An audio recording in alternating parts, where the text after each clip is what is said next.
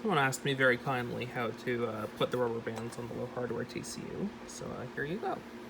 You take one rubber band and you loop its end around that post, loop it through this, cross brace, then loop it around this other post over here, and that will make up the mag release. You can double over the rubber band if it doesn't have enough force to keep in your magazines. And then for the sear,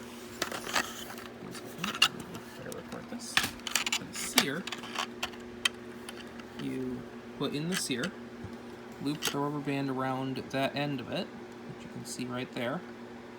So loop it around the end facing the front of the blaster, and then loop it around the grip all the way through this slot here and around the end.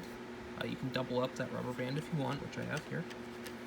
And then you put the grip into the rest of the blaster through its dovetails on the side, which is hard to do with one hand while recording. One moment.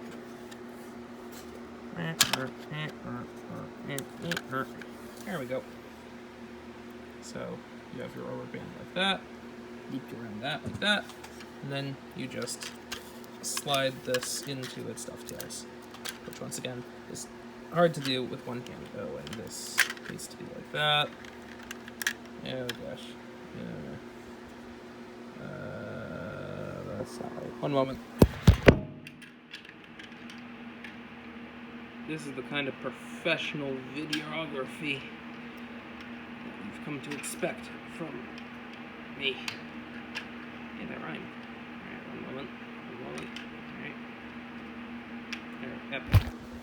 So you lift the mag releases out of the way, putting the grip onto these dovetails on this piece, making sure that the trigger guard is aligned and that the trigger is pushing on the bottom of this piece.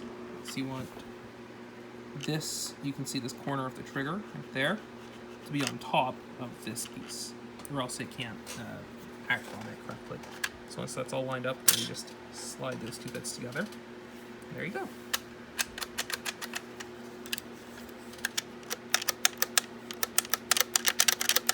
That's that aligned. Now you can then, if it's like this, you then loop this rubber band through this channel right here to better align it with the sear, which provides it with more strength and gets this out of the way of your thumb.